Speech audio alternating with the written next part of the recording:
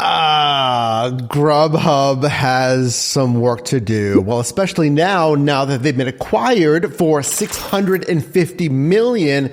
But you might be surprised the company that's been holding them, Just Eats Takeaway, bought it initially for $7.3 billion in 2020. Well, that's exactly why now is the perfect time to look at 10 new driver features possibly coming in 2025 because we have new ownership.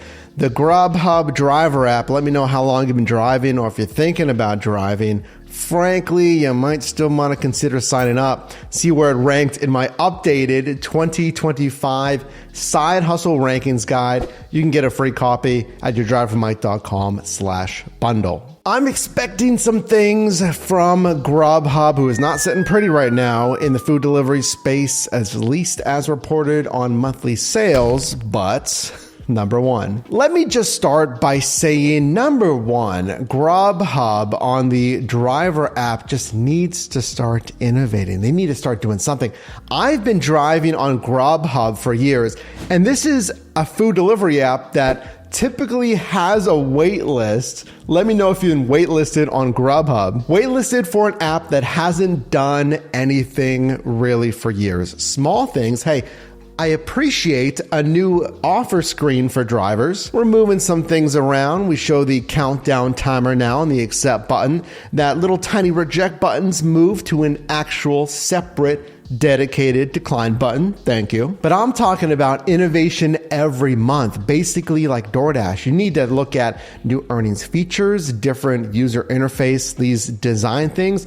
You need to think about different earnings modes. You need to focus heavily, I think, on even more restaurant and merchant partners that would give your customers and drivers more options. Keeping drivers updated, more emails, more communications. You just kind of top level need to do a lot for number one. Number two, though, that new order screen that I showed you, everyone should have it. So if you are not rolling that out to the entire marketplace of drivers, everyone should have that new offer card. It is better.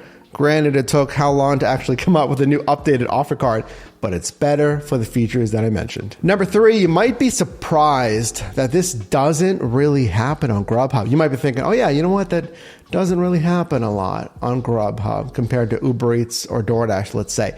They need to have, and this is an order volume partner problem. They don't have enough partners, in my opinion. You need to give drivers more stacked offers, or two or more assignments for one driver at the same time. Ideally, always a good margin. Dollars to mile payout, it's good. $1.75 plus per mile, and then the time is not going to take too long. If you don't have enough partners and or enough customers placing orders from those partners, you're just not going to have as much order volume. And I'm wondering if that's the problem that we're running into, that drivers like myself, I'm not getting nearly, and this is maybe anecdotal, so share down below. In Pittsburgh, by the way, I don't see nearly as many stacked orders as Uber Eats and DoorDash. Number four, consider adding, in some ways, I want you to catch up with DoorDash and Uber Eats, and obviously some ways I want you to stand out. But a way I think you could catch up for drivers is to consider or ultimately add an earn by time mode. Uber Eats calls it flat rates, DoorDash earn by time.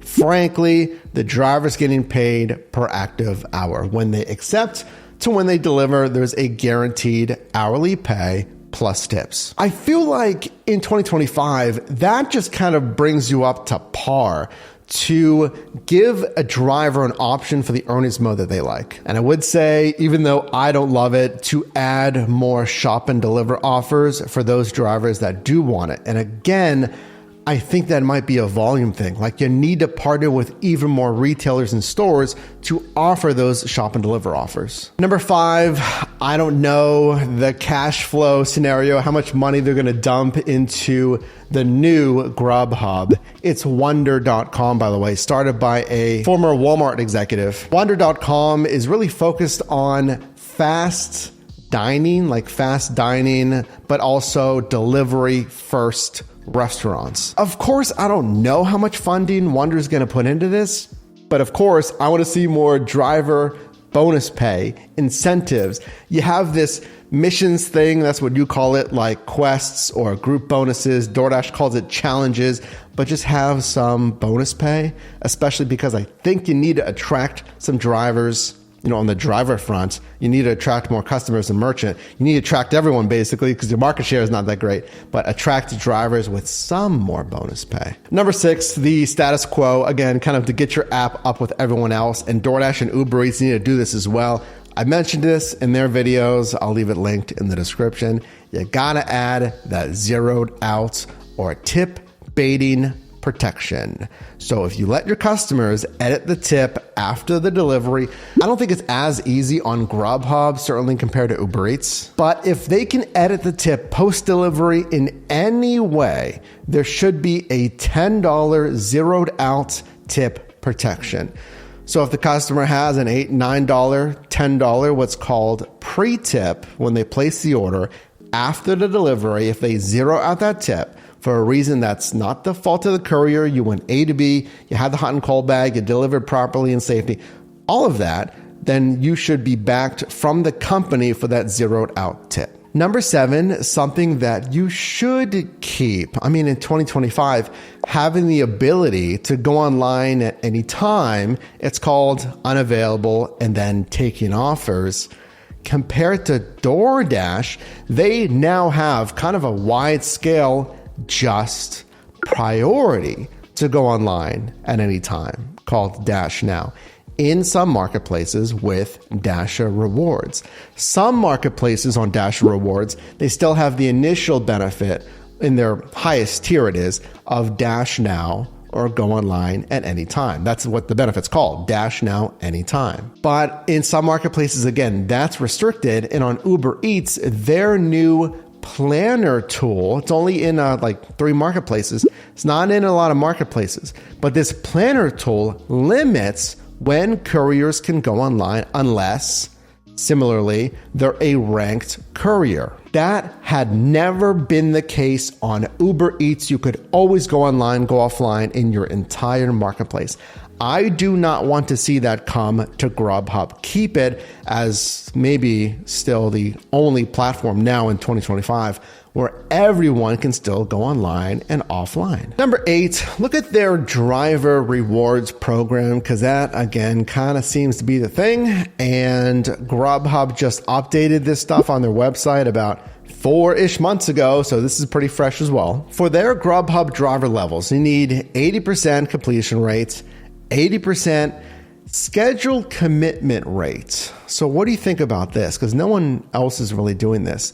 To schedule a block, but then the percent of times that you follow through with that block, your schedule commitment rate needs to be 80% on their tier 1. I think Amazon Flex maybe has that for scheduling shifts, but no one else has a metric used in their rewards program, at least in the food delivery space, for schedule commitment rate. So there's that. And then a 70% on time rates.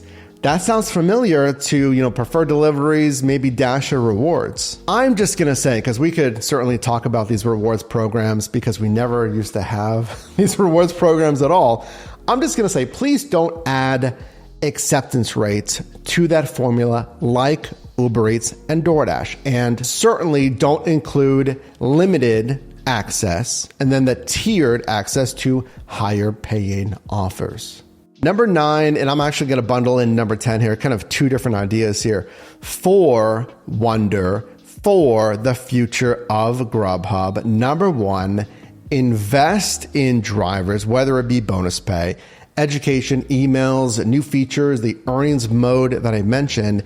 And then number 2, might sound a little scary, but keep drivers.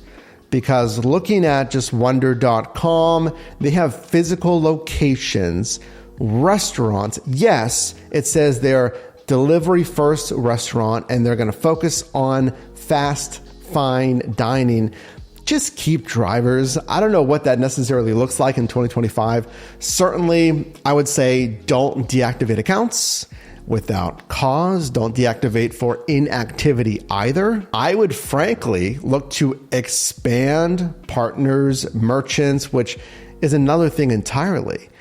Are they even going to focus on new verticals like grocery, retail, alcohol delivery, like a general merchandise? Because from what I'm gathering, the Wonder platform, who actually acquired Meal Kit, Blue Apron as well, so they certainly have some cash flow to acquire these companies here, that is all food delivery.